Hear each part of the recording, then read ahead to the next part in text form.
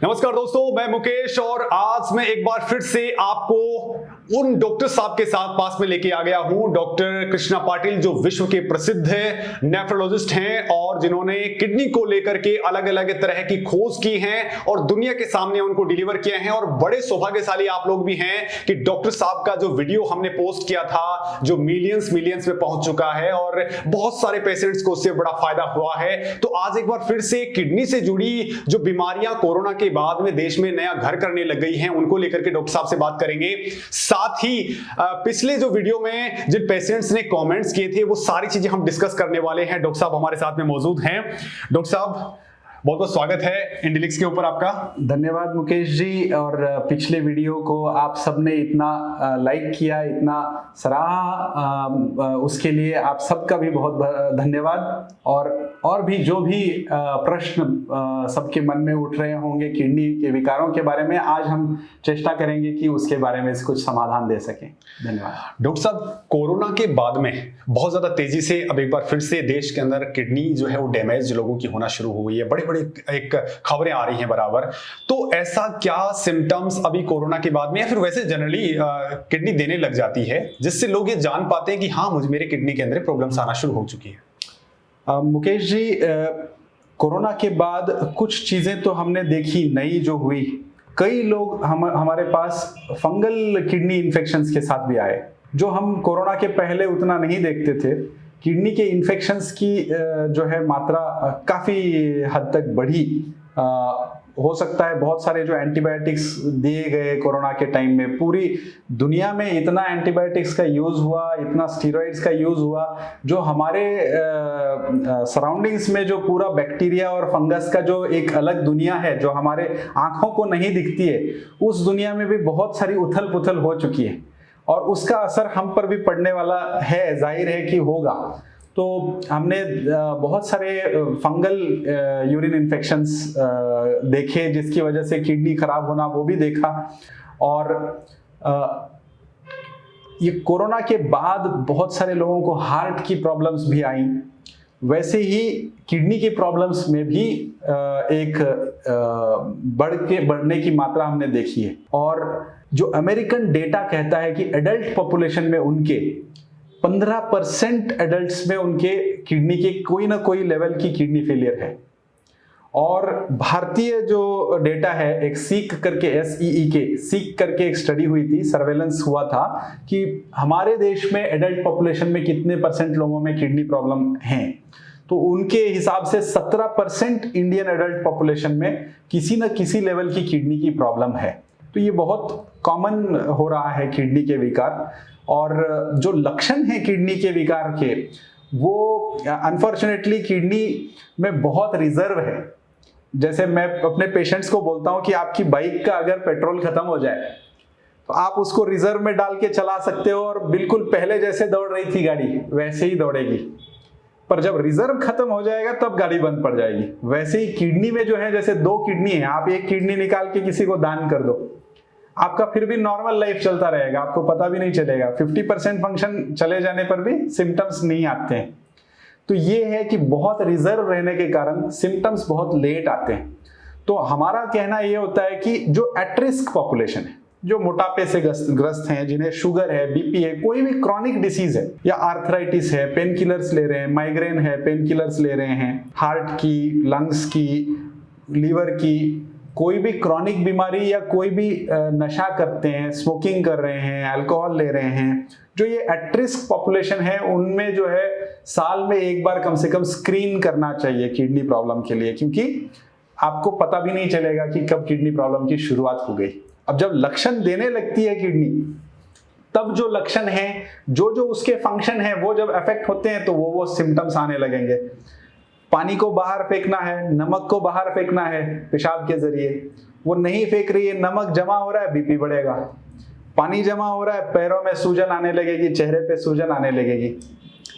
जो kidney acid base balance रखती है, जब एसिडिक होने लगेगा खून, तो जो है लंग्स को एक्स्ट्रा काम करना पड़ेगा वो एसिड को कार्बन डाइऑक्साइड बनाकर बाहर फेंकने में। तो थोड़ा चलने पर सांस फूलने लगेगी, खून कम होने लगेगा, क्योंकि बोन मैरो को जो है, बोन मैरो हमारा इंजन है, उस इंजन को करंट चाहिए तभी वो चालू होगा, और फिर वो रॉ मटेरियल मांगेगा आयरन। तो ये जो करंट है इस बोन मैरो का, इस इंजन का, वो है एरिथ्रोपोएटिन हार्मोन जो किडनी बनाती है। तो हम चाहे कितना आयरन, कितना विटामिन खाएं, अच्छा खाएं, फिर भी खून नहीं बनेगा अगर करंट ही नहीं है, लोड शेडिंग चल रही है उधर। तो बोन मैरो जो है, कितना आप उसको रॉ मटेरियल दोगे, आयरन दोगे, पर वो खून बना नहीं पाएगा, तो खून की कमी होने लग जाती है। तो इस तरह के अलग अलग से लक्षण किडनी के विकारों में आने लगते हैं। बीपी पहले कंट्रोल में रहती थी, अब कंट्रोल में नहीं रह रही है। अच्छा, शुगर के पेशेंट्स में एक अजीब सी चीज हो जाती है कि शुगर पेशेंट खुश होने लगते हैं कि मेरी पहले शुगर कंट्रोल में नहीं रहती थी, अब तो बहुत अच्छी कंट्रोल में चल रही है। तो शुगर कंट्रोल इंप्रूव हो जाता है। पहले अगर 50 यूनिट इंसुलिन की जरूरत पड़ रही थी, तो अब 20 यूनिट में ही कंट्रोल होने लग जाएगी। अगर पहले 3-4 गोली लग रहे थे, तो 1-2 गोली में शुगर कंट्रोल होने लग जाएगी, क्योंकि 25% जो हमारे बॉडी के अंदर ग्लूकोज तैयार होता है वो किडनी में बनता है। तो अब कम बन रहा है ग्लूकोज, बॉडी के अंदर जो बनने वाला ग्लूकोज है। और जो गोली खा रहे हैं उसको भी तो क्लियर करने का काम किडनी का है, तो वो गोली खाई हुई लंबे टाइम तक काम करेगी। या इंसुलिन को भी जो मेटाबोलाइज करने में किडनी का रोल है, तो इंसुलिन भी ज्यादा टाइम तक काम करेगा बॉडी में। तो पेशेंट्स कई बार ऐसे हो जाते हैं कि हमको तो डायबिटीज से किडनी अफेक्ट हुई, पर अब हमारी डायबिटीज खत्म हो गई है। तो डायबिटीज ऐसा लगने लगता है कि बहुत अच्छे से कंट्रोल में आ रहा है। तो वो भी एक लक्षण होता है कभी कभी। किडनी जब काम कम करने लगती है, तो शुगर अपने आप ही कम होने की, या बाद में तो लेट स्टेजेस में हाइपोग्लाइसीमिक इवेंट्स, माने पेशेंट्स बहुत बार शुगर लो होने से बेहोशी के इसमें आने लग जाते हैं। एक ही हफ्ते में 2 बार 3 बार शुगर लो हो गई, तो ये भी एक लक्षण होता है कभी कभी किडनी प्रॉब्लम होने का।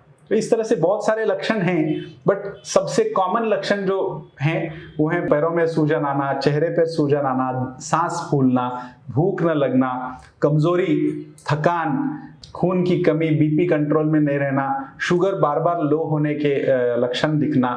तो ये जो है लक्षण जब किसी में हो, तो डेफिनेटली एक बार किडनी फंक्शन चेक करना चाहिए। बट सर, जब तक ये सारी चीजें आती हैं तब तक बहुत लेट हो चुका होता है। तब तक उसका क्रेटिनिन लेवल है वो 5 to 6, 7, 8 तक पहुंच चुका होता है। जब तक आपके पास वो पहुंचते हैं, आप बोलते हैं कि आर टू लेट। तो सर, ऐसा कोई सिम्टम, ऐसी कोई चीजें उससे जो जाहिर सी बात है कि बहुत दिन पहले ही पता कर लें, और या फिर तो नॉर्मल लाइफ में सब लोग हैं, जितने भी लोग हैं, जैसे आपने बताया कि 17% तो अभी कोरोना के बाद में उनके डिजीज के नए दिखना शुरू हो गए हैं। इट मींस कि बहुत सारी पॉपुलेशन है जो अफेक्ट होने वाली है, तो वो पहले से ही इसको डिटेक्ट करा पाएं कि हाँ मेरे सब कुछ ठीक ठाक तो है क्या मामला। तो इसके लिए क्या करना चाहिए? देखिए, मैंने 10,000 स्कूल चिल्ड्रन को स्क्रीन किया 2012 में कि भाई ये जो यंग लोग हमारे किडनी प्रॉब्लम के साथ आते हैं, और कई बार काफ़ी लेट स्टेज में आते हैं, तो हमें पता ही नहीं चल पाता कि किस वजह से किडनी खराब हुई। उनकी ना बायोप्सी कर सकते हैं, ऑलरेडी किडनी सिकुड़ चुकी होती है, तो कारण नहीं पता चलता है। तो इतने सारे यंग लोगों को किडनी प्रॉब्लम हो रहा है, तो हमने सोचा कि एक बार सारे स्कूल के बच्चों को स्क्रीन करके देखें कि उनके यूरिन में क्या एबनॉर्मेलिटीज हैं, या कितने स्कूली बच्चों में बीपी है। तो आपको यकीन नहीं होगा, 4% स्कूल के बच्चों में हाई बीपी है, 20% हमारे आज के स्कूल के बच्चों में मोटापा है, और खान पान की जो आदतें बिगड़ गई हैं, खेलने की जो पहले जो जिस तरह से खेल कूद हुआ करता था, आजकल वैसा नहीं है। तो बहुत सारा लाइफस्टाइल चेंज हमारा बचपन से ही हो रहा है। और 4% बच्चों में अगर बीपी है और वो बड़े होने तक उन्हें कोई चेक भी नहीं करता, तो 10-15 साल उनका बीपी अनडिटेक्टेड चलता है, और लेट स्टेज में वो जो है किडनी प्रॉब्लम या यंग एज में ही हार्ट प्रॉब्लम, इन चीजों से ग्रसित हो जाते हैं। ये जापान, ताइवान और कोरिया पिछले 30 सालों से ये 3 देश जो हैं अपने सारे स्कूली बच्चों का urine examination, simple urine analysis करा रहे हैं और बीपी चेक कर रहे हैं। इसी से उन्होंने देखा कि वो पिछले 30 साल का उन्होंने डेटा जब एनालाइज किया कि उनके पर मिलियन कितने लोग डायलिसिस पर जाते थे, और अब ये स्क्रीनिंग की वजह से कितने लोगों को वो अर्ली डिटेक्ट कर पाए और प्रिवेंशन की तरफ उनको ले जा सके, उनके लाइफस्टाइल को टाइमली उन्होंने एडजस्ट किया, तो कितने कम आज लोग उनके डायलिसिस पर जा रहे हैं। इसका 30 साल का मुराकामी नाम के एक वहाँ के ताइवान के नेफ्रोलॉजिस्ट हैं, उन्होंने पब्लिश किया 30 साल का डेटा, उससे हमें भी सीखना चाहिए कि हमारे गवर्नमेंट ने भी जो है स्कूल के बच्चों में एटलीस्ट साल में एक बार बीपी का चेकअप कराना, सिंपल यूरिन एनालिसिस। मैंने जो यूरिन एनालिसिस करी 10,000 बच्चों में, हमको 7% स्कूल के बच्चों में माइक्रोस्कोपिक हिमैचुरिया मतलब excess red blood cells urine में दिखे। तो ये ऐसा देखा गया है, ये मुराकामी के ऑब्जर्वेशन के हिसाब से, कि जो बच्चों में माइक्रोस्कोपिक हिमैचुरिया होता है उनमें से 50% लोगों को 6 महीने बाद भी वो परसिस्ट करता है। तो मतलब तकरीबन 3-3.5% स्कूल बच्चों में उन्होंने देखा कि आगे भी 6 महीने के बाद भी उनके यूरिन में वैसे आरबीसीज एक्स्ट्रा हैं, एक्सेस हैं।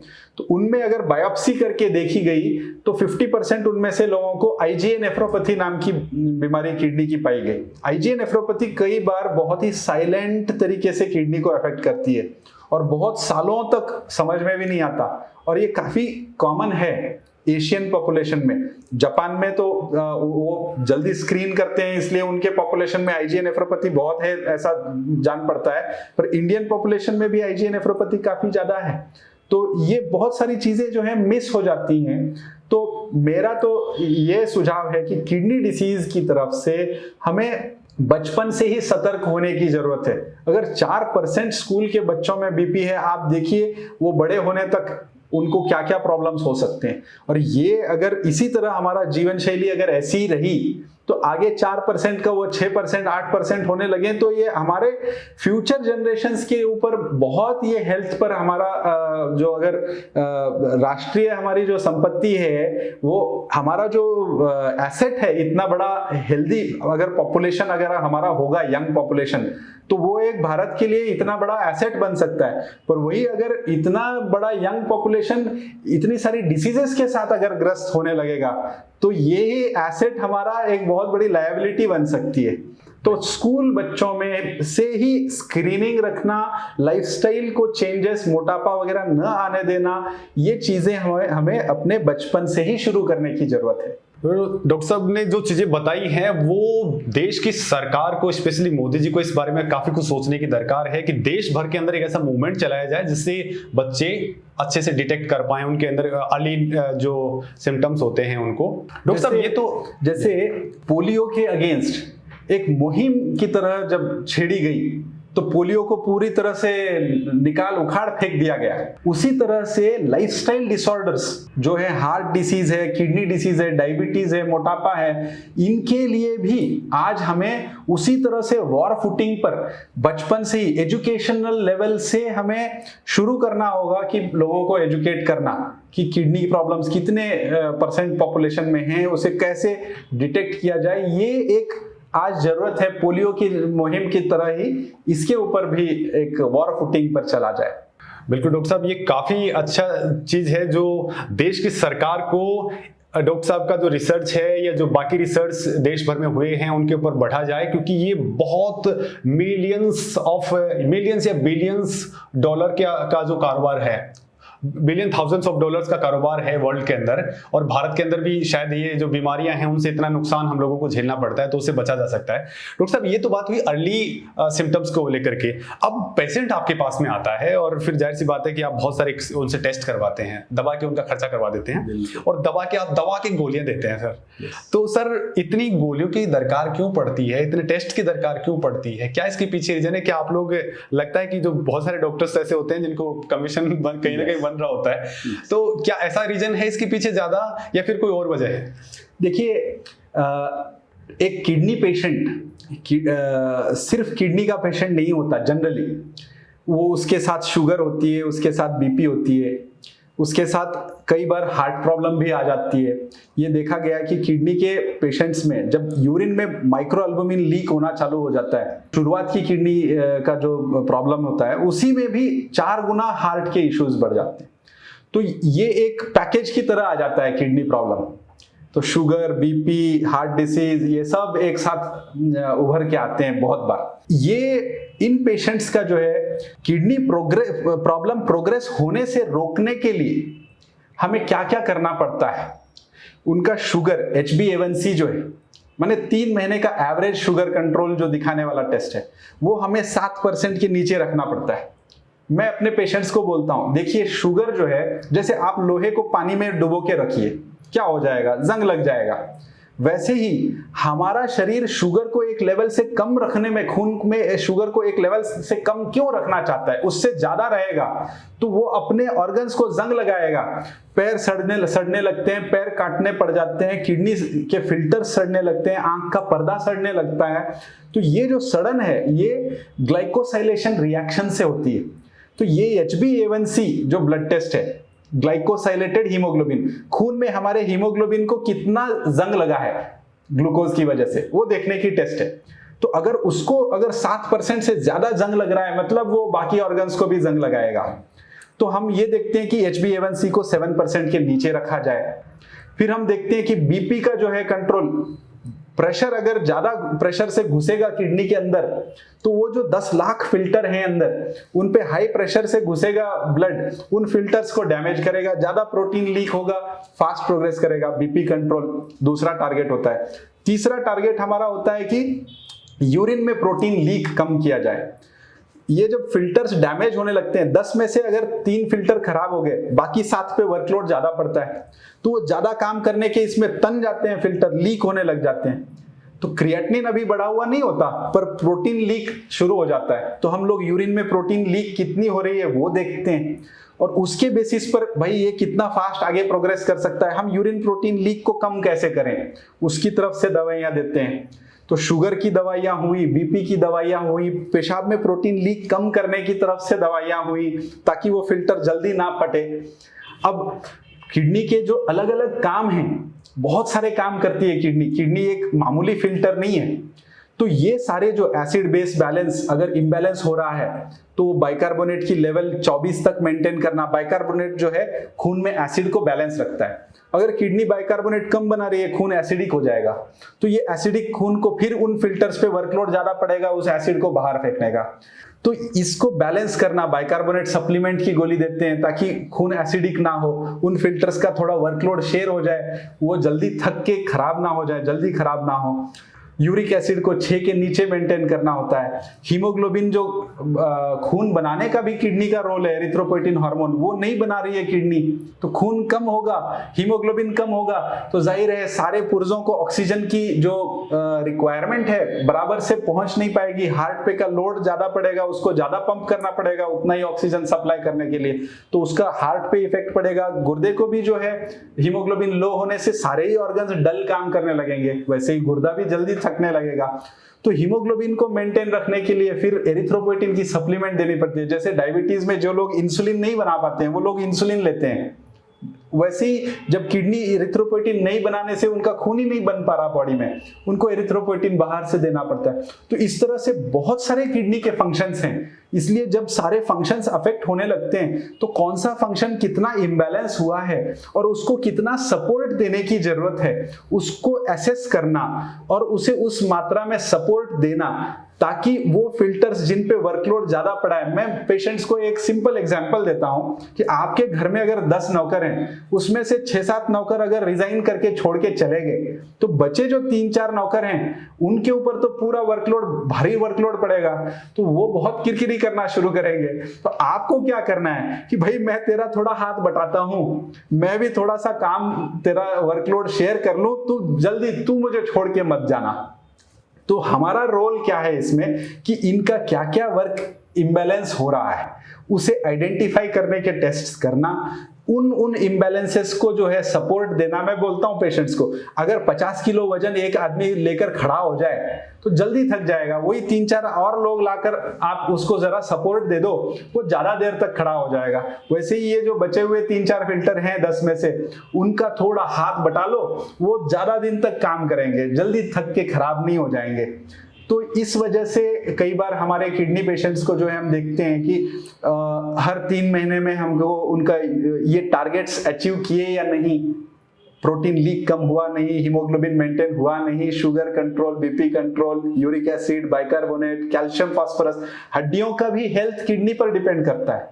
किडनी पेशेंट्स में फ्रैक्चर की रिस्क बहुत ज्यादा होती है, क्योंकि विटामिन डी का एक्टिवेशन किडनी करती है। जो विटामिन डी हम खाते हैं या सनलाइट से जो विटामिन डी हमें मिलता है, उसको वो इनएक्टिव फॉर्म में पहले एंटर होता है अपने बॉडी में, उसका पहला एक्टिवेशन लीवर में और फाइनल एक्टिवेशन किडनी में होता है।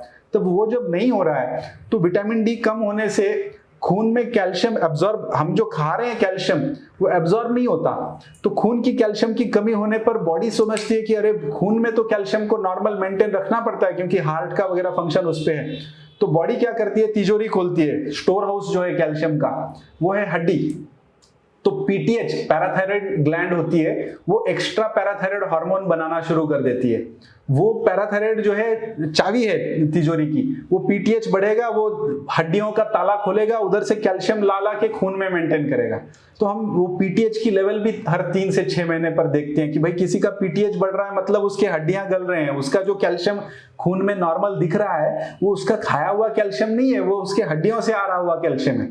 तो हम उसको एक्टिवेटेड विटामिन डी देते हैं, प्री एक्टिवेटेड, ताकि उसका खून में का कैल्शियम उसका खाया हुआ कैल्शियम से बढ़े और उसकी हड्डियां ना कमजोर हों, फ्रैक्चर रिस्क ना बढ़े। तो इस तरह से, क्योंकि किडनी मल्टीपल काम करती है, बहुत सारे फंक्शंस हैं उसके, और वो सारे फंक्शंस जिस लेवल तक अफेक्ट होते जाते हैं उनको असेस करना, उन्हें टाइमली सपोर्ट देना, ताकि बचे हुए फिल्टर्स पर का लोड थोड़ा कम पड़े और वो ज्यादा काम कर सकें, ज्यादा दिनों तक आपसे, हम डायलिसिस को बहुत लंबे टाइम तक आपसे दूर रख सकें। उसके लिए हमें ये टेस्ट या दवाइयां लिखनी पड़ती हैं। पर जब तक हम इन चीजों को, पेशेंट को ये नॉलेज साझा ना करें, उनके साथ डिस्कस ना करें, पेशेंट को बस लिख कर दे दिया कि हाँ तुम ये खाओ जाओ, तो पेशेंट तो कंफ्यूज हो जाएगी, इतनी सारी दवाइयां लिखी क्यों। राइट। और तो पेशेंट तो बोल देता है कि भाई मैं तो खाना कम और गोलियां ही ज्यादा खा रहा हूँ। राइट। वैसा भी होना ठीक नहीं है। हाँ, जब हम पेशेंट को एजुकेट करते हैं तब पेशेंट का उसकी तरफ देखने का नजरिया चेंज होता था। उसको वो मेडिसिन की तरह नहीं देखता या उसको दुश्मन की तरह नहीं देखता। और जब पेशेंट उसको दुश्मन की तरह देखता है तो वो उसको हेल्प भी नहीं कर पाती है उतना।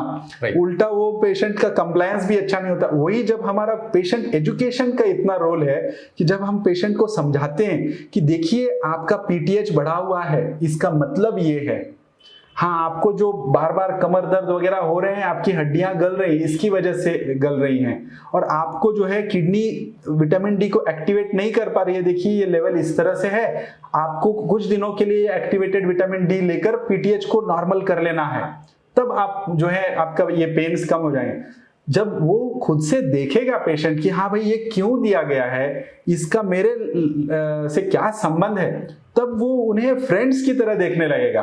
अरे यार इसकी वजह से मेरा ये चीज ठीक होने वाला है, मैं ये मेंटेन रहने वाला हूं। तब जो है पेशेंट्स, हम देखते हैं कि आउटकम अच्छा होता है। हम कई सालों तक पेशेंट्स को डायलिसिस फ्री रख पाते हैं। वही जब हम बस लिख कर भेज देते हैं तो पेशेंट वो करता भी नहीं है, कई बार ठीक से खाता भी नहीं है, तब वो उनका जो हम 10 साल डायलिसिस को आगे धकेलने की जो गुंजाइश थी वो 3-4 साल पे आ जाती है। इस तरह से होता है। सर इसी की वजह से एक चीज जो भी होती है कि अगर ये गाइड सही तरीके से नहीं होता है तो बहुत सारे मार्केट के अंदर बहुत सारे ऐसे विद्वान लोग मौजूद हैं, वो तथाकथित विद्वान हैं बेसिकली। वो लोग बोलते हैं कि मैं तेरा ठीक कर दूंगा, कि तेरा क्रिएटिनिन 10 गया, 12 गया, 15 गया, 20 गया, मैंने इतने लोगों को ठीक किया है। जाहिर सी बात है ऐसा होता है या नहीं होता है, लेकिन मोस्ट ऑफ द केसेस में नहीं ही होता है। तो क्या ऐसे लोग भी आपके पास पहुंचते हैं जिनके क्रिएटिनिन बहुत ज्यादा लेवल पे बढ़े हुए हैं और वो ठीक हो जाते हैं उसके बाद में? और ऐसा क्यों होता है, क्या इसके पीछे, और क्या ये बाबाओं वगैरह इसके चक्कर से बचते हैं लोग, इसके पीछे क्या कुछ ऐसी चीजें हैं जिन पे करनी चाहिए? देखिए हमारे पास कई बार नील यूरिन वाले, जिनको बिल्कुल यूरिन नहीं आ रहा है, पूरी तरह से डायलिसिस डिपेंडेंट हैं, वो भी पूरी तरह से ठीक होकर जाते हैं, पर उसका श्रेय हम नहीं लेते। क्यों ठीक होते हैं कुछ पेशेंट्स और कुछ पेशेंट्स ठीक नहीं हो पाते हैं, वो जानना जरूरी है।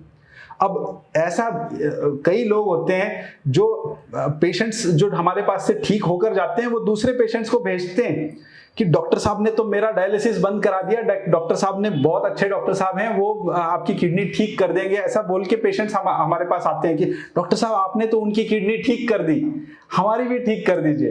तो हम बोलते हैं ना हम उनका क्रेडिट लेंगे, ना आपको ये गारंटी देंगे कि आपकी ठीक हो जाएगी। क्योंकि जो kidney problem, acute kidney injury होती है, वो खुद ब खुद ठीक होने वाली होती है। जैसे मैं पेशेंट्स को बोलता हूं कि अगर आपको मार लग गया, एकदम लाल है, घाव है, खून बह रहा है, अभी तो एक्टिव प्रॉब्लम है वो, आप उसको दवाई लगाइए, वो दवाई की वजह से नहीं जुड़ता, बॉडी अपने आप ही जोड़ेगी उसे। दवाई का सिर्फ इतना रोल है कि उसे एक फेवरेबल वातावरण निर्माण करती है दवाई, कि वहां इन्फेक्शन ना हो, पीप ना भर जाए है? और वो जुड़ने के लिए उसे फेवरेबल एनवायरनमेंट देती है। पर जुड़ने का काम बॉडी का अपना काम है और वो अपना कुदरती टाइम लेती है, 2 हफ्ते, 3 हफ्ते, कभी कभी 2 से 3 महीने।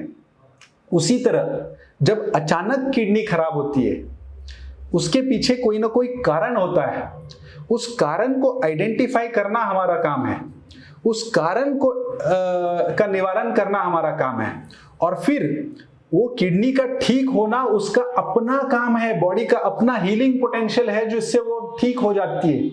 हमारा सिर्फ उसे फेवरेबल एनवायरनमेंट बनाना उसके बॉडी में, और कोई एडेड इंसल्ट्स उस किडनी को ना हो, यही हम केयर लेते हैं, और वो अपने आप ही 2 to 3 वीक्स या मैक्सिमम 2 to 3 मंथ्स में ठीक हो जाती है किडनी। तो ये एक्यूट किडनी इंजुरी जो है, जो खुद से ठीक होने वाली होती है, उसका कई बार लोग श्रेय ले लेते हैं कि ये इस दवाई से ठीक हो गई, उस दवाई से ठीक हो गई। हम कहते हैं कि हम उसका क्रेडिट नहीं लेते, हम सिर्फ आइडेंटिफाई करते हैं कॉज को एड्रेस करते हैं, और उसको अगर ठीक होना है तो वो 2 से 3 हफ्तों में या 2 से 3 महीने में ठीक हो जाएगी। अगर 3 महीने के बियॉन्ड वो ठीक नहीं हुई, उसका मतलब है कि वो ठीक नहीं होने वाली। जैसे घाव जब लाल है तब उसका नॉर्मल चमड़े में कन्वर्ट होना गुंजाइश है, पर जब वहां एक निशान छोड़ जाए, एक स्कार बन जाए, तो वो स्कार फिर से नॉर्मल चमड़े में कभी नहीं बन सकता। कई लोगों को आपने देखा होगा, परमानेंट मार्क होता है चेहरे पर, एक स्कार मार्क होता है, वो अब उनके लाइफ के लिए है। सिर्फ प्लास्टिक सर्जरी करके कहीं से जीवित स्किन निकालकर उस डेड टिश्यू को रिप्लेस किया जा सकता है। जैसे हम किडनी ट्रांसप्लांट करते हैं, जब किडनी पूरी तरह से फेल हो चुकी है, वो ठीक नहीं हो सकती, तो एक जीवित किडनी को हम वहां बैठा दे। मरे हुए किडनी टिश्यू को जिंदा करना किसी के बस की बात नहीं है। एक्यूट किडनी इंजरी जरूर ठीक हो जाती है, और जो रैपिडली प्रोग्रेसिंग किडनी फेलियर्स होते हैं, ग्लोमेरुलोनेफ्राइटिस नाम की कुछ बीमारियां होती हैं, जिन्हें हम टाइम पर आइडेंटिफाई करें, किडनी बायोप्सी करके उसका प्रॉपर डायग्नोसिस करके ट्रीटमेंट करें, तो डायलिसिस रिक्वायरिंग पेशेंट भी रिकवर होके पूरी तरह से डायलिसिस से इंडिपेंडेंट होता है। ये मुमकिन है, पर सारे केसेस में नहीं। जो 3 महीने का टाइमलाइन क्रॉस कर चुके हैं, किडनी के अंदर वो फिल्टर्स सारे स्कार हो चुके हैं, वो कभी ठीक नहीं हो पाएंगे। जो फिल्टर्स अभी भी एक्टिवली लाल हैं, सूजे हुए हैं, इन्फ्लेम्ड हैं, उनको हम ट्रीटमेंट देके प्रीवियस हेल्दी फिल्टर्स में कन्वर्ट कर सकते हैं। तो इसके बाद में जो पेशेंट्स आते हैं, मोस्टली आप उनको सजेस्ट करते हैं फॉर किडनी ट्रांसप्लांटेशन। और सर, किडनी ट्रांसप्लांटेशन के अंदर हमारे देश के अंदर अगर बात की जाए तो बहुत बड़ा डर लोगों के बीच में होता है। अगर किडनी डोनेट की जाती है तो उन जो डोनर्स हैं उनको क्या इफेक्ट हो सकता है, वो भी बराबर का ऑपरेशन होता है जो किडनी पेशेंट्स के बराबर में, तो वो एक बहुत बड़ा रिस्क फैक्टर उन लोगों को लगता है। तो वो लोगों के लिए क्या लाइफस्टाइल आगे हो सकती है? और क्या इसका किडनी के डोनर्स, कई बार हम ये भी देखते हैं कि डोनर्स बहुत अच्छी जीवन जी लेते हैं क्योंकि उन्होंने डोनेट किया है किडनी, तो वो बराबर से अपना हेल्थ चेक रखना, लाइफस्टाइल मेंटेन रखना, और कई बार वो अच्छा जी लेते हैं बाकी नॉन डोनर्स के मुकाबले। आज इतना ह्यूज पॉपुलेशन डायलिसिस पर है, और ये डायलिसिस से छुटकारा पाने का ट्रांसप्लांट ही एकमात्र अच्छा सॉल्यूशन है।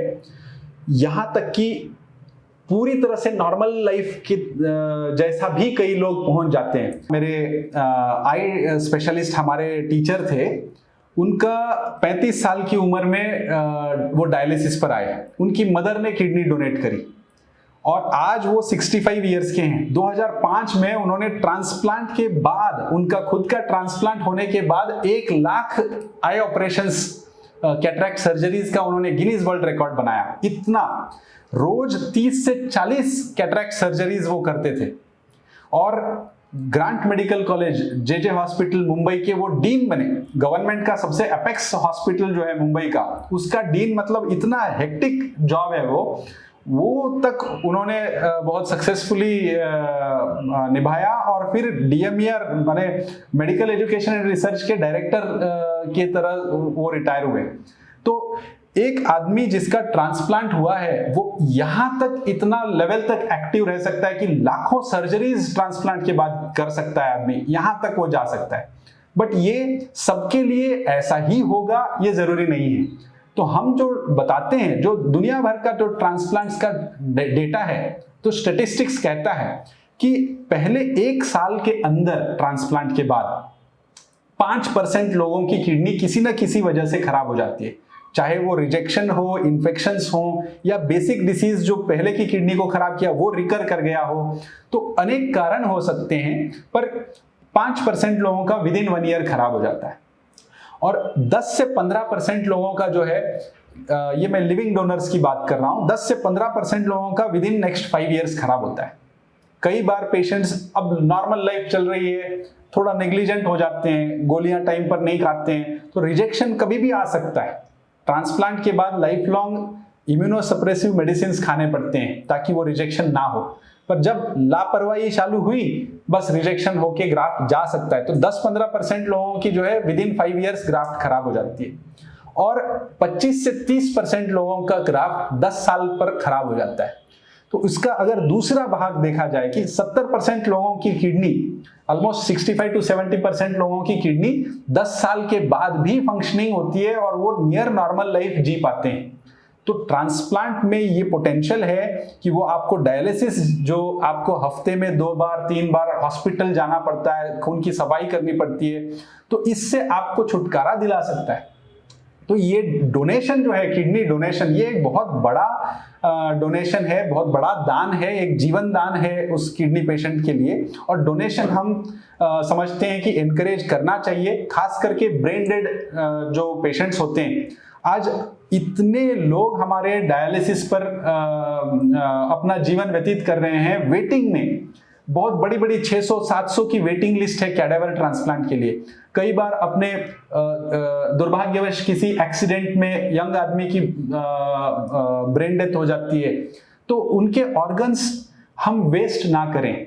उन ऑर्गन्स को हम ऐसे जो जरूरतमंद लोग हैं जो डायलिसिस से जूझ रहे हैं, उन्हें अगर हम ऑफर करें तो उनकी लाइफ बन सकती है, उनके लिए एक नया जीवन मिल सकता है। और जो लिविंग डोनर होता है, घर में का जो फैमिली मेंबर जब डोनेट करता है, डरने की जरूरत नहीं है।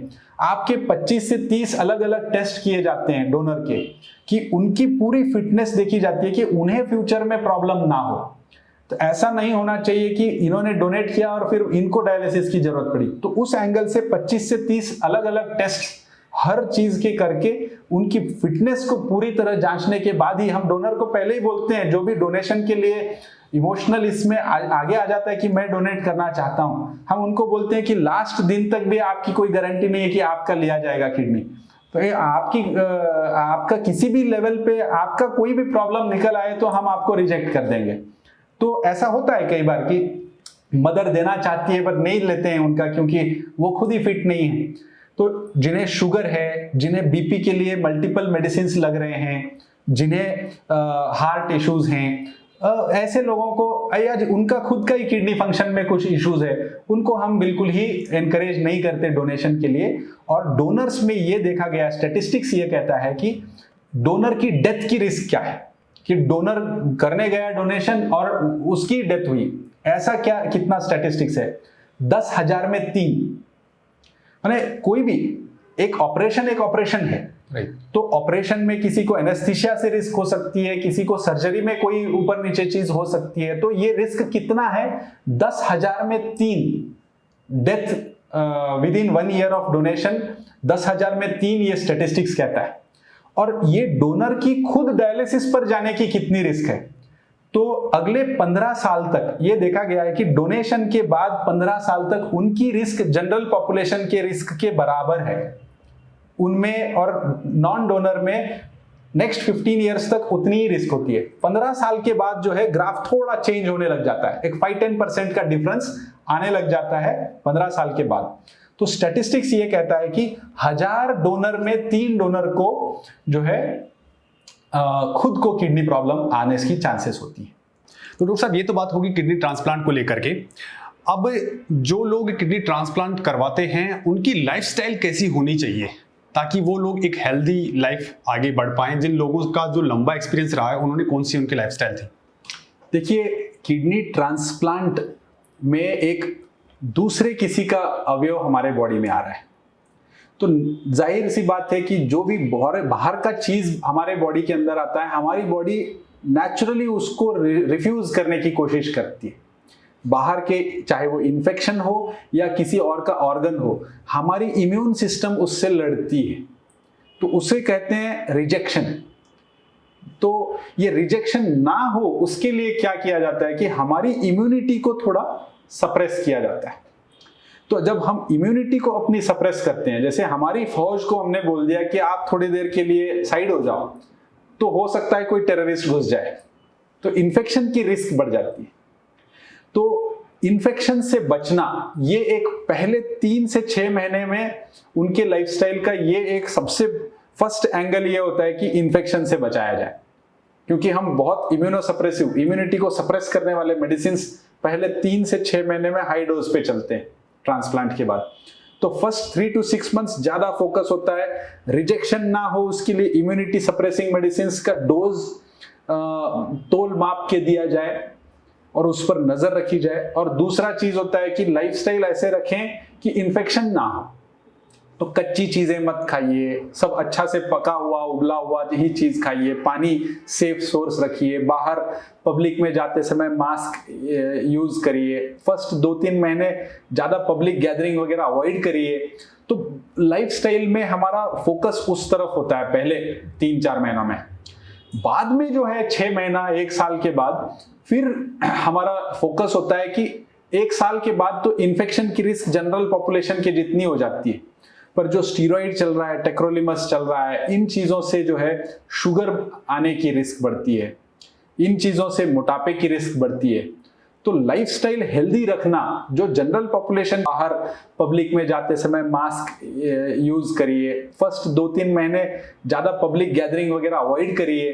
तो लाइफस्टाइल में हमारा फोकस उस तरफ होता है पहले 3-4 महीनों में। बाद में जो है 6 महीना 1 साल के बाद फिर हमारा फोकस होता है कि 1 साल के बाद तो इन्फेक्शन की रिस्क जनरल पॉपुलेशन की जितनी हो जाती है, पर जो स्टीरॉइड चल रहा है, टेक्रोलिमस चल रहा है, इन चीजों से जो है शुगर आने की रिस्क बढ़ती है, इन चीजों से मोटापे की रिस्क बढ़ती है।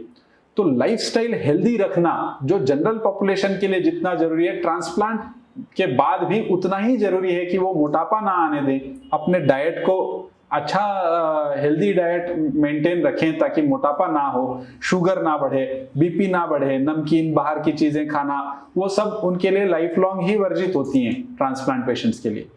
Safe food, healthy food and exercise, ये जो सबके लिए मंत्र है, ट्रांसप्लांट पेशेंट के लिए भी वही मंत्र है। पर लाइफ लॉन्ग उनको इम्यूनिटी सप्रेसिंग मेडिसिन कंटिन्यू करनी जरूरी होती हैं। उन मेडिसिन की तरफ अगर वो कहते हैं ना, सावधानी हटी दुर्घटना घटी, तो क्रिएटिनिन कब बढ़ने लगेगा, रिजेक्शन कब सेट इन होगा, वो कोई सिम्टम्स नहीं देता। तो ट्रांसप्लांट के बाद पहले 1 साल तक क्लोज मॉनिटरिंग होती है, उसके बाद 1 साल के बाद भी लाइफ लॉन्ग हर 2 से 3 महीने में एक बार क्रिएटिनिन यूरिन चेक करना, शुगर पर नजर रखना, डॉक्टर से अपने फॉलोअप रखना, ये लाइफ लॉन्ग जरूरी होती है। मेडिसिन टाइम टू टाइम खाना और उसमें जो है नेग्लिजेंट ना होना। रिजेक्शन कभी भी हो सकता है और वो लापरवाही की वजह से होती है।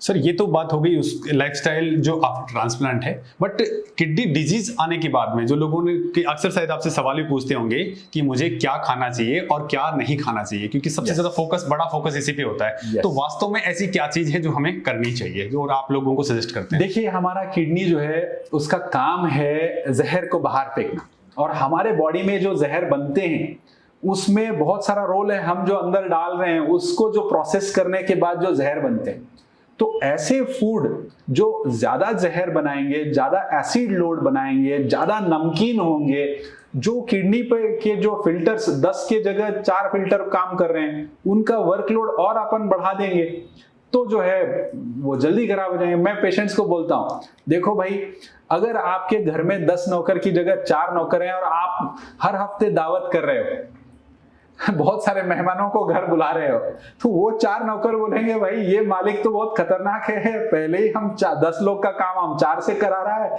उसमें और मेहमान बुला बुला के हमें तंग कर रहा है। तो वो 4 भी जो है जल्दी घर छोड़ के भाग जाएंगे। तो उन नौकरों को अगर हमें संभाल कर रखना है तो उनका वर्कलोड कम करना है, और उसमें सबसे बड़ा रोल है डाइट का। तो डाइट में ऐसी कौन सी चीजें हैं जो उनके उन फिल्टर्स का वर्कलोड बढ़ाएंगे? तो सबसे इंपॉर्टेंट चीज है नाइट्रोजन से जो यूरिया, क्रिएटिनिन जो वेस्ट्स बनते हैं, नाइट्रोजन से जो वेस्ट्स बनते हैं उनको कम करने के लिए हम नाइट्रोजन किस में ज्यादा है? तो जो प्रोटीन रिच फूड्स हैं उनमें नाइट्रोजन ज्यादा है, तो उनको अधिक मात्रा में ना खाया जाए ताकि ये वेस्ट ज्यादा ना बने और उन पे सफाई का वर्कलोड ज्यादा ना पड़े। तो ये प्रोटीन, अब जब हम बोलते हैं कि प्रोटीन कम खाओ तो कई बार पेशेंट पूरा ही प्रोटीन खाना बंद कर देते हैं, तो वो किडनी को देखकर हम पूरे बॉडी को सफर नहीं करा सकते। प्रोटीन पूरे बॉडी के लिए एक जरूरी चीज है, तो एक्सेस ना खाएं, पर जरूरी जितना है उतना तो खाएं। तो कितना प्रोटीन जरूरी होता है? तो नॉर्मली 0.8 ग्राम पर किलोग्राम बॉडी वेट। तो हमारा जो बॉडी वेट है वो तो कुछ भी हो सके, कोई मोटा है कोई पतला है, तो कितना होना चाहिए? आइडियल वेट के 0.8 ग्राम पर किलोग्राम। आइडियल वेट क्या है? तो हमारी हाइट अगर हम सेंटीमीटर में देखें, सपोज मेरी हाइट है 165 सेंटीमीटर, तो -100 सो 65, सो 65 मेरा आइडियल वेट हुआ मेरे हाइट के हिसाब से। तो इस आइडियल वेट को इंटू 0.8 कर दीजिए, तो वो हो गया, सपोज 60 kg है तो 60 इंटू 48 ग्राम पर डे प्रोटीन रिक्वायरमेंट हुआ। अब ये किसमें कितना प्रोटीन है उसकी एक हम सूची दे देते हैं पेशेंट्स को। जो रूटीन हमारा जो खाना होता है, एक इडली में कितना प्रोटीन है, एक कप चावल में कितना प्रोटीन है, एक रोटी में कितना प्रोटीन है, दाल, 1 कप दाल में कितना प्रोटीन है, ये चीज की सूची दे देते हैं। तो पेशेंट खुद ही कैलकुलेट कर सकते हैं कि यार दिन भर में मैं कितना प्रोटीन खा रहा हूं। तो उनको हम जब एक आइडिया दे देते हैं, 4-5 दिन में पेशेंट को आइडिया आ जाता है कि भाई मेरे लिए ये सेफ है, ये सेफ नहीं है प्रोटीन की तरफ से। अब मोटा मोटी हम बोलते हैं कि नॉनवेज थोड़ा कम खाइए, क्योंकि नाइट्रोजन वेस्ट तो ज्यादा होता ही है उसमें, प्लस एसिड लोड ज्यादा होता है, यूरिक एसिड ज्यादा बनता है। तो जो जो किडनी पर लोड ज्यादा करने वाले फूड है, तो उनमें मोटा मोटी हम बोलते हैं कि नॉनवेज आप डेली डाइट में ना रखिए। जितना हो सके वेजिटेरियन प्रोटीन आप खाइए। आप वेजिटेरियन प्रोटीन ज्यादा खा भी नहीं पाओगे, तो आप ऑटोमेटिकली आपका प्रोटीन रेस्ट्रिक्ट हो जाएगा अगर आप वेजिटेरियन डाइट पर चले जाओगे तो। और एसिड लोड भी कम पड़ेगा। वेजिटेबल्स एंड इनकी फ्रूट्स, वेजिटेबल्स, सैलड्स, ये अगर ज्यादा खाओगे तो ज्यादा एसिडिक नहीं, खून को थोड़ा अल्कलाइन बनाएगा ये, तो वर्कलोड किडनी का थोड़ा कम हो जाएगा। नमक, जो बाहर फेंकने का लोड किडनी पर है, आप नमकीन चीजें मत खाइए। मैं बोल देता हूं कि कोई भी चीज जो है 8-10 दिन टिकने के लिए जो बनती है, पैकेट वाली फूड, चाहे वो बिस्किट हो, ब्रेड हो, अचार हैं, चटनियां हैं, पापड़ हैं, वेफर्स हैं, चिप्स हैं, कुछ भी जो पैकेट में आ रहा है 8-10 दिन टिक रहा है, उसमें नमक ज्यादा होने से ही वो प्रिजर्वेटिव की तरह वो ज्यादा दिन टिकता है। तो ऐसी चीजों को आपको अवॉइड करना है। रोज घर का फ्रेश बना हुआ रोटी, सब्जी, दाल, चावल, दूध, दही खाइए। वेजिटेरियन प्रोटीन थोड़ा खाना जरूरी है, बॉडी के लिए हेल्दी भी तो मेंटेन रखना है। इम्यूनिटी अगर कम हो जाएगी प्रोटीन बहुत कम खाने से, तो जो है इन्फेक्शन आ जाएगा। और एक चीज है, अनवांटेड मेहमान अगर घर में आ गए, आपके घर में नौकर हैं कम, अनवांटेड मेहमान माने ये बैक्टीरिया, वायरसेस, कुछ भी इन्फेक्शन आ जाता है, तो घर में का जो है उनसे लड़ने के लिए युद्ध चालू हो जाएगा। युद्ध चालू हो गया तो और गंदगी बढ़ेगी, उन फिल्टर्स पे और किरकिरी हो जाएगी। तो कई बार हम देखते हैं कि पेशेंट्स जो हैं बहुत कम प्रोटीन खाते हैं, दन से एक निमोनिया हो जाता है। क्रिएटिनिन जो वो 3-4 पर चल रहा था, वो दन से 6-7 पे उठ जाता है। तो एक इन्फेक्शन अगर अटैक हो गया बॉडी पे, तो आप जितना उसको संभाल के चल रहे थे, उस पे सब पे पानी फिर जाएगा। तो इम्यूनिटी कम होने जितना भी प्रोटीन कम ना खाएं। तो प्रोटीन की मात्रा जो है आपको डाइटिशियंस भी गाइड कर सकते हैं, मोटा मोटी वेजिटेरियन प्रोटीन सब खा रहे हैं। अब जिन्हें बहुत थोड़ा एडवांस स्टेज पे आ गए हैं, 4 क्रिएटिनिन है, 5 क्रिएटिनिन है, डायलिसिस को एक आध साल और आगे ढकेलने के लिए हम लो प्रोटीन डाइट पर जाना चाहते हैं, तब हम उन्हें कहते हैं कि फिर जो है आपको कुछ सप्लीमेंट्स लेने पड़ेंगे। उनको कहते हैं कीटो एनालॉग्स, जिनमें नाइट्रोजन निकाले हुए इसेंशियल अमाइनो एसिड्स होते हैं। तो हमें प्रोटीन की पूरी कमी ना होने देने के लिए हम जब अगर किसी को 0.6 ग्राम पर किलोग्राम या 0.4 ग्राम पर किलोग्राम ऐसे लो वेरी लो प्रोटीन डाइट पर रख रहे हैं एक आध साल और डायलिसिस को आगे ढकेलने के लिए, तब हम उन्हें कीटो एनालॉग्स की सप्लीमेंट साथ में देते हैं ताकि उन्हें प्रोटीन की जो इसेंशियल प्रोटीन्स है उनकी कमी ना हो और उनकी इम्यूनिटी ज्यादा सप्रेस ना हो, उनकी फंक्शनैलिटी पे अफेक्ट ना पड़े। तो इन चीजों का ख्याल रखना पड़ता है। दूसरा एक जो नमक और प्रोटीन के अलावा पानी और पोटेशियम, पानी कितना पिए ये एक क्वेश्चन होता है। तो जिनको सूजन बिल्कुल नहीं आती, अच्छा यूरिन आता है, उनको हम कहते हैं कि आप अपने प्यास के हिसाब से पानी पीजिए। पर जिन्हें सूजन आ रही है, सांस फूल रही है, उनको हम कहते हैं कि 1 से 1.5 लीटर के ऊपर मत जाइए। अब पोटेशियम जो है फ्रूट्स, ड्राई फ्रूट्स, नारियल पानी, चॉकलेट्स, हरी पत्तियों में पोटेशियम ज्यादा होता है। तो अगर किसी का पोटेशियम बढ़ने लगता है क्रिएटिनिन बढ़ने के वजह से, तब हम उन्हें कहते हैं कि इन चीजों से परहेज करिए। और वेजिटेबल्स से भी पोटेशियम ज्यादा होता है। अगर ये इन चीजों का फ्रूट्स, ड्राई फ्रूट्स, कुछ फ्रूट्स हम अलो करते हैं, जैसे एप्पल है, पाइनएप्पल है, जाम है, गुआवा या पियर है, पपाया है, इनमें थोड़ा कम मात्रा में होता है पोटेशियम। तो इन फ्रूट्स को हम खाने के लिए अलो करते हैं, दूसरे फ्रूट्स को थोड़ा अवॉइड करने को बोलते हैं।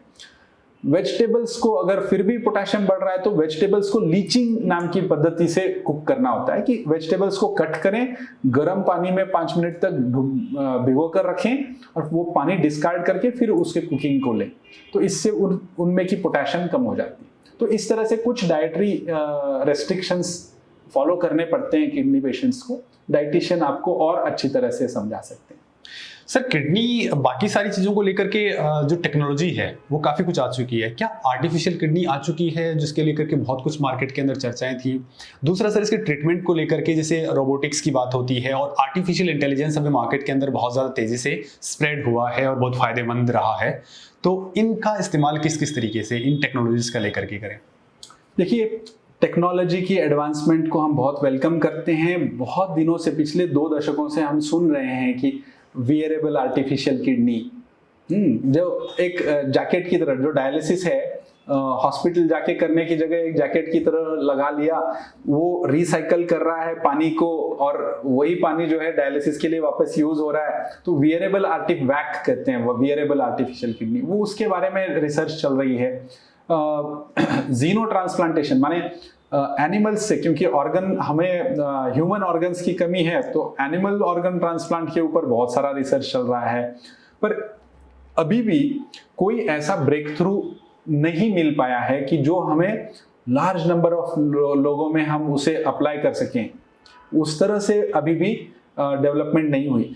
आशा करते हैं कि आने वाले अगले 10 सालों में जो है और एडवांसमेंट हो और ट्रांसप्लांट के लिए भी और कोई ऑप्शंस, अल्टरनेटिव्स आ जाएं और हम डायलिसिस और ट्रांसप्लांट की जगह और सेफर ऑप्शंस को भी आने में देखते हैं। बट नियर फ्यूचर में अभी भी नहीं वायबल ऑप्शंस नहीं आए हैं।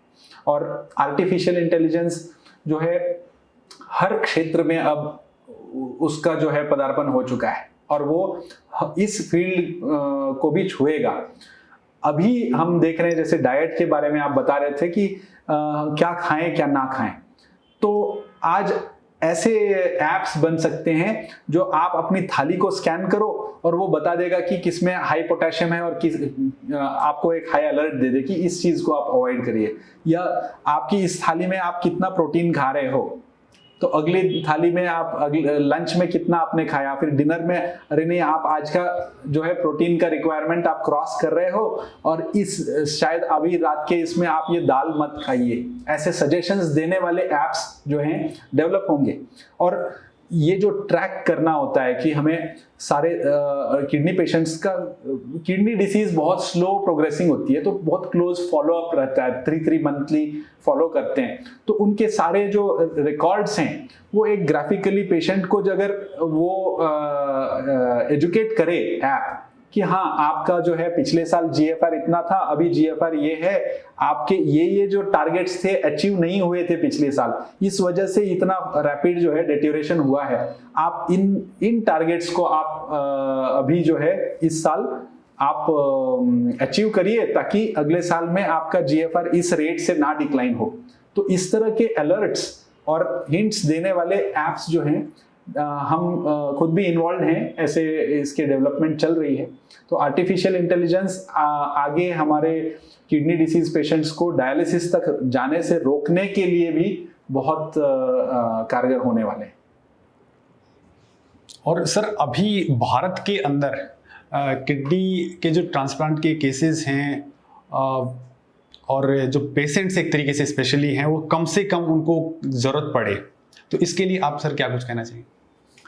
मेरा यही सुझाव है कि जो एट रिस्क पॉपुलेशन है वो साल में एक बार हेल्थ चेक जरूर कराएं, क्योंकि किडनी डिसीज कोई सिम्टम्स नहीं देती। और जिनके घर में किडनी प्रॉब्लम वाले पेशेंट्स हैं उन्होंने भी एक बार अपना हेल्थ चेकअप करा लेना चाहिए, क्योंकि कई किडनी प्रॉब्लम्स फैमिलीज में भी चलती हैं। अब जो सरकार के लिए मेरा निवेदन है कि वो हेल्थ को जब हमने देखा कि कनाडा में या यूके में जहाँ पर गवर्नमेंट अपने लोगों की हेल्थ के ऊपर खर्चा करती है, पूरा हेल्थ पे जो है फ्री वहाँ पर जो सर्विसेज मिलती हैं सारे पॉपुलेशन को, तो गवर्नमेंट ये देखती है कि कहाँ मैं अपने पेशेंट्स पे खर्चा करूँ जिसमें हमारा कम खर्चे में उनके आगे के बड़े बड़े प्रॉब्लम्स सॉर्ट आउट हो जाएं। तो मैंने ये देखा कि कनाडा में हाइपरटेंशन क्लिनिक अलग है, बीपी के लिए उन्होंने क्लिनिक ही अलग कर दिया। ऐसा नहीं कि बाकी लोग बीपी नहीं ट्रीट कर रहे हैं, सब लोग बीपी ट्रीट करते हैं, पर 6 महीने में एक बार या साल में एक बार बीपी क्लिनिक को भेज देते हैं पेशेंट को, ताकि उसे पूरी तरह से एजुकेट किया जा सके। बिजी क्लिनिक में हम उतना टाइम नहीं स्पेंड करते। और ये बीपी एक ऐसी चीज है जो सारे रिस्क फैक्टर्स, चाहे वो स्ट्रोक हो, चाहे हार्ट डिसीज हो, चाहे किडनी डिसीज हो, सबसे बड़ा जो फैक्टर है, बड़ा गेम चेंजर फैक्टर बीपी। और 35% इंडियन एडल्ट पॉपुलेशन में 35% लोगों को हाई बीपी है। और सिर्फ उसमें से जो है मुश्किल से 30-35% लोगों को पता है उनको बीपी है, और वो उसमें से 50% लोग ढंग से ट्रीटमेंट ले रहे हैं, ढंग से ट्रीटमेंट नहीं ले रहे हैं। तो ये जो अनएड्रेस्ड इतना बड़ा पॉपुलेशन है, और इस वजह से इतने सारे हम हार्ट, स्ट्रोक और किडनी के ये देखते हैं। तो गवर्नमेंट ने भी इस एंगल से सोचना चाहिए कि एजुकेशनल एक्टिविटीज स्कूल्स में से शुरू किए जाएं, कि बच्चों को बीपी के बारे में, शुगर के बारे में, उनके आउटकम्स के बारे में बचपन से एजुकेट करते जाएंगे, उन्हें पहले से सेंसिटाइज करेंगे, तब जो है देखने का नजरिया, हेल्थ की तरफ का जो कॉन्शियसनेस है, वो अवेयरनेस इतना बढ़ना चाहिए कि हर आदमी जिम्मेदार बने कि हाँ, मैं अपने लिए अपने हेल्थ की ही जिम्मेदार नहीं हूं, मेरे देश के लिए मैं बर्डन नहीं बनना चाहता हूं, मेरे फैमिली पर मैं बर्डन नहीं बनना चाहता हूं। तो ये अवेयरनेस के लिए जो है एजुकेशनल प्रोग्राम की बहुत जरूरत है। और अगर जैसे जापान, ताइवान और कोरिया कर रहे हैं, उस तरह का एक simple urine test, urine analysis और सिंपल बीपी चेक अगर हर स्कूल में ही एक लगा दिया जाए, तो बहुत सारे अर्ली हम पिकअप कर सकते हैं और बहुत सारे लोगों को हम किडनी फेलियर, ट्रांसप्लांट्स, इन चीज़ों से बचा सकते हैं। बहुत बहुत धन्यवाद डॉक्टर साहब, आपने बहुत सारी ऐसी इन्फॉर्मेशन बताई हैं जो देश से किडनी डिजीज को रोकने में बहुत बड़ी मददगार साबित हो सकती हैं। और जिन जिन लोगों ने ये वीडियो देखा है वो लोग इस वीडियो को ज़्यादा से ज़्यादा स्प्रेड करें, ताकि ये महती इन्फॉर्मेशन देश के कोने कोने तक पहुंच सके और वो लोग भी समय रहते इन लक्षणों को पहचान पाएं और अपने आप को, अपने परिवार को और फिर देश को इस बीमारी से दूर कर पाए। डॉक्टर साहब बहुत बहुत धन्यवाद। धन्यवाद।